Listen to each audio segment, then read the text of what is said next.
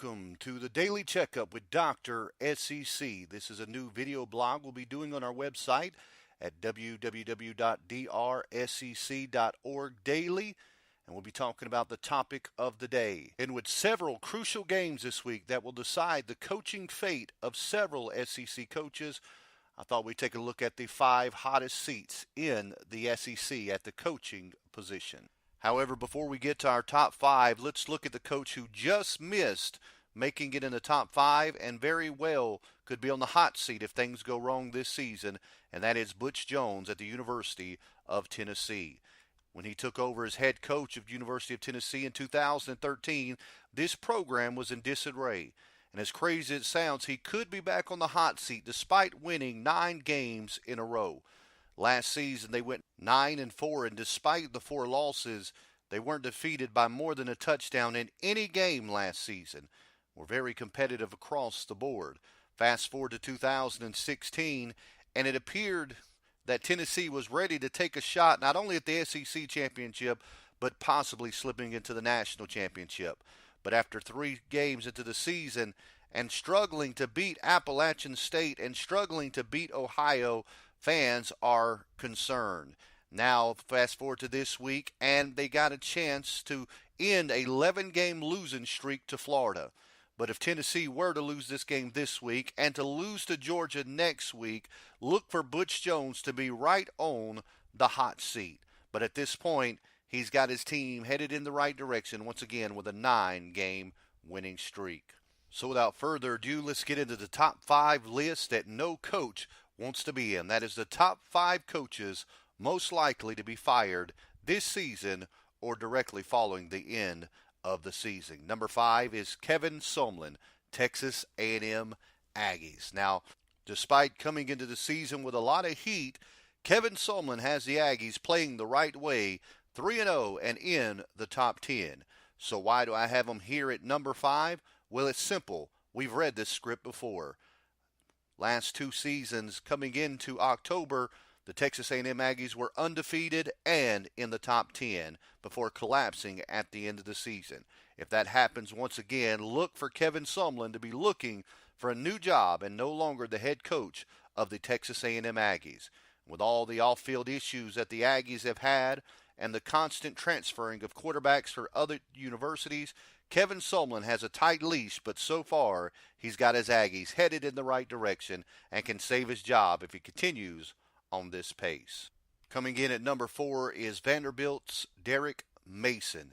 Derek Mason took over the glory years at Vanderbilt University as they were coming off back-to-back 9-win seasons before James Franklin headed back home to the state of Pennsylvania and took over at Penn State.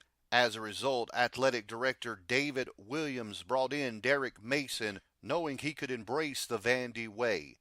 Derek Mason has represented the program well off the field, but on the field, Vanderbilt has dropped back to their previous Commodore ways, going 3-9 in 2014, 4-8 in 2015, and now Mason has them at 1-2 after being upset week 1 against South Carolina. The defense has looked better at times, but the offense has been anemic every single year under Derek Mason. But unless things go really bad for Vanderbilt, I expect that David Williams will give Mason one more year to turn things back around at Vanderbilt. Coming in at number 3 and perhaps the most deserving coach in the SEC to be fired is Mark Stoops. When he arrived at Kentucky in 2013, he was able to get the fan excitement to an all-time high. Not only was he able to get the fans excited, but he got the administration excited as well as they began to invest in ways that people thought they never would.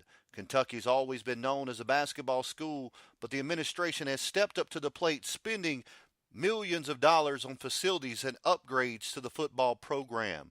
The only reason that Mark Stoops can make it through this season, if he doesn't make it to a bowl game, would be the fact that his agent was able to get him a $12 million buyout, not considering another $3 or $4 million that would probably come from firing his assistant coaches as well.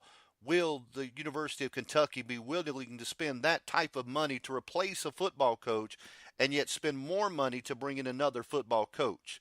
That's a hard question to answer, and that's the only thing that is keeping Mark Stoops safe at this point, as I predict they once again will not make a bowl game. Now, as we finish up the list with number 1 and number 2, it will actually be decided this Saturday at the Hot Seat Bowl as LSU and Auburn square off, and will surely mean the losing coach will be fired by the end of the season. Auburn and LSU, both teams have underachieved where they thought they would be. LSU last year, many people inside the program were trying to move Les Miles out, but in a late-night comeback, Les Miles secured his job because of his popularity with his players and many of the boosters in the area. But fans are quickly and boosters quickly becoming restless as LSU continues to underachieve year in and year out. Yes, they did win a national championship with Les Miles. However, that team in a lot of ways lucked its way into the national championship game despite having 2 losses because of an end-of-the-year collapse by several teams inside the top 7. LSU is not alone as Auburn fans and boosters on the plains are restless as well.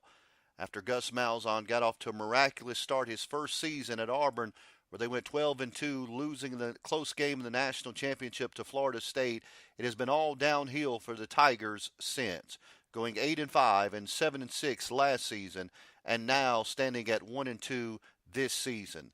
The biggest problem and the biggest knock against Malzahn might be that his innovative offense was supposed to be his calling card, and the offense has been atrocious at Auburn now 2 consecutive seasons. Can Gus Malzahn turn it around? Well, I can tell you this, if he doesn't beat LSU this weekend, Coach Malzahn can go ahead and pack his bags because the Auburn administration is going to be looking for their next head coach.